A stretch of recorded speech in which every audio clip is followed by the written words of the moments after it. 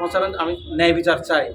আমার অপরাধটা কি ছিল? আমার তো কোনো বড়দের উপর জঙ্গিও না, সন্ত্রাসীও না, কোনো জ্ঞান। আমি একজন সাধারণ আলেম এবং মাদ্রাসার ছাত্র এবং একজন এসপি রশিদুল হকের নির্দেশে আমাকে রিমান্ড নির্যাতন শুরু। প্রথমে আমাকে স্টাম্প ব্যাট দিয়ে মানে চোখ বন্ধ করে জানি করছে, তারপর ওইখান থেকে কোর্টে তুলছে, কোর্টেও নির্যাতন করছে আমাকে। কোর্টে তোলার পর ওখানে আমি বেয়াস হয়ে গেছি, আমাকে মারধর করছে, মারধর করার পর আমি বেয়াস হয়ে গেছি। ওইখান থেকে আমাকে কোর্টে নির্দেশে আমাকে কারাগার প্রেরণ করা হয়েছে।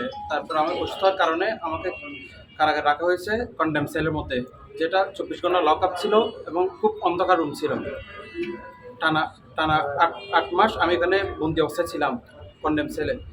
ও তারপর হঠাৎ করে একদিন আমার কাছে খবর আসলো যে মানে কি আমার রিমান্ড মঞ্জুর হয়েছে ওই ভার্চুয়ালি কোর্টের মাধ্যমে। তখন করোনা চলার কারণে কোর্টে হাজির করে নেয়, ভার্চুয়াল কোর্টের মাধ্যমে আমার মানে ওরা 28 দিন রিমান্ড মঞ্জুর করার জন্য আবেদন করছিল। 21 দিন রিমান্ড মঞ্জুর করা হয়েছিল। 21 দিনের মধ্যে আমাকে ডিবি কার্যালয়ে নিয়ে গেছে। 2 নম্বরকে নিয়ে যাওয়ার পর আমাকে প্রথম 2 দিন কোনো ধরনের টর্চার করে নাই। ওরা বিভিন্ন ধরনের আমাদের অন্য কিছু আদায় করতে চাইছিল। আমি কোনো রকম মিথ্যা জবানবন্দি দিই নাই।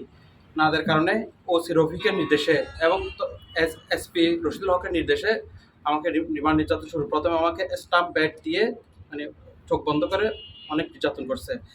পর্যায়ক্রমে নির্যাতনের মাত্রা বেড়ে চলছে, আমার জিজ্ঞাসাবাদ চলতেছে এবং নির্যাতনের মাত্রা বাড়তে বাড়তে এক পর্যায়ে আমাকে তারা ওই চেয়ারে বসায় এবং এক ধরনের একটা টেবিলের মধ্যে বসে হাতটা লক করে আমাকে প্রথমে এইটা নখ তুলে ফেললো।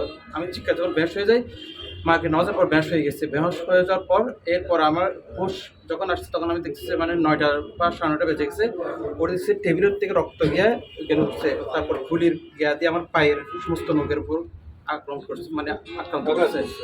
আঘাত করার পর আমি বেহোশ হয়ে দেখছি আমার রক্তের একদম মানে কি ভরে গেছে। এরপর তারপর আমার তারা কি জানি পুশ করার পর আমার সমস্ত হাতে ব্যথা চলে গেছে, শরীর ব্যথা চলে গেছে।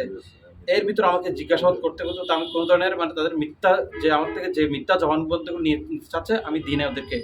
না দেওয়ার কারণে মানে বিশেষ করে জুনেদ বাবুনগরকে নিয়ে ওরা মানে বিভিন্ন ধরনের পাকিস্তানের তুলনা দিয়ে মানে কি টাকা করতে আসছে, গিয়া করতে আসছে, আন্দোলন পিছিয়ে আইএসআইয়ের হাত আছে বলে বিভিন্ন ধরনের আমার থেকে এগুলো মানে তারা জবানবন্দি চাচ্ছে। আমি না দেওয়ার কারণে তারা আমাকে আবার স্টাম্প দিয়ে তারপর শেষ পর্যন্ত না আমাকে উপর ঝোলাই, পায়ের উপর পাড়া দিয়ে অনেকবার মানে নির্যাতন করছে। নির্যাতন করার পর আমি প্রতিবারতে বেহোশ হয়েছে, কারণ আমার শরীরের অবস্থা বেশি খারাপ ছিল। রক্ত একদম ভরণ হতে হতে শরীরে রক্ত ছিল না।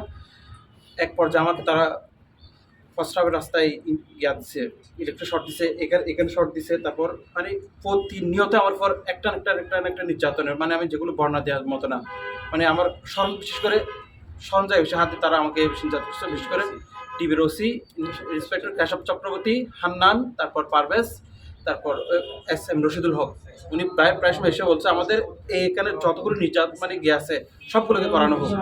আর এমন একটা রুমে ঢোকাতো যেহেতু ওখানে আমার কিছু জবাইও করিত না, বলতে পারতাম না, বাইরের কোনো শ্বাস হতে পারতাম না। ওই একটা রুমে আমাকে নির্যাতন করতো, আমাকে নামাজ পড়তে দিত না। তারপর এক পর্যায়ে আমার দাড়ি পর্যন্ত টেনে ওরা তুলে ফেলছিল, মানে কি আমাকে অকথ্য ভাষায় গালিগালাজ করে।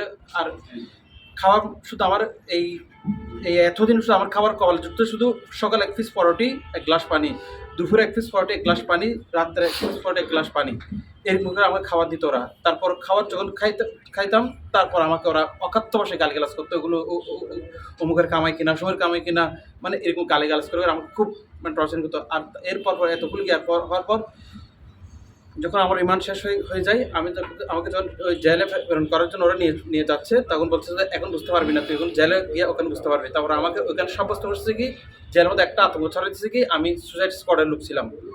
ওই রিপোর্টটা আতঙ্ক ছড়াই দেওয়ার পর বাস জেলের মধ্যে আমাকেও সবাই ওই চোখে থাকাতো, আমার সাথে খুব মানে ভয়ঙ্কর আচরণ করতো ওরা জেলের মধ্যে।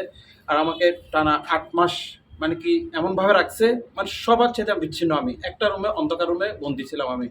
আমাকে কেউ মানে দেখার আমার যে খোঁজখবর নিবে ওইরকম করে পরিস্থিতি ছিল না। আমি মানে একদম মানে কি সবার সাথে আমি বিচ্ছিন্ন ছিলাম। তারপর এরপর আমার এই আজ পর্যন্ত আমার নখগুলো মানে এখন আমার হাতগুলো মানে কাঁপাকাঁপি করে এবং নখগুলো অনেক সময় রক্তক্ষরণ হয়। মানে এখনো পর্যন্ত আমি কোনো চিকিৎসা নিতে পারতেছি না, খাবার দাবার তেমন কোনো জ্ঞান হচ্ছে না। ডাক্তার বলছে আমাকে মানে কি রেস্ট নিতে এবং কোনো ধরনের ওষুধ দিচ্ছে না, আমার শরীরের কন্ডিশন ভালো না। এবং চোখে মানে অনেক সময় চোখে কম মানে কি ঝাপসা দেখি, এরকম অনেক ধরনের আমার সমস্যা দেখা যায়। তো আলহামদুলিল্লাহ আপনাদের মাঝে আমি মানে সবাই তো আলহামদুলিল্লাহ সামদ ভাইয়ের আপনারা তো সবচেয়ে সত্য উদ্ঘাটন করেন, আপনারা জানা আমার যতটুকু সত্য আছে আপনাদের আমি বলছি। আপনারা দয়া করে এগুলো সবগুলো উপর মহলে পৌঁছাবেন। আমি ন্যায় বিচার চাই। আমার অপরাধটা কি ছিল? আমার তো কোনো বড়দের উপর জঙ্গিও না, সন্ত্রাসীও না, কোনো জ্ঞান, আমি একজন সাধারণ আলেম এবং মাদ্রাসার ছাত্র এবং একজন হেফাজতের কর্মী। এছাড়া আমার কোনো অন্য কিছু জ্ঞান নেই।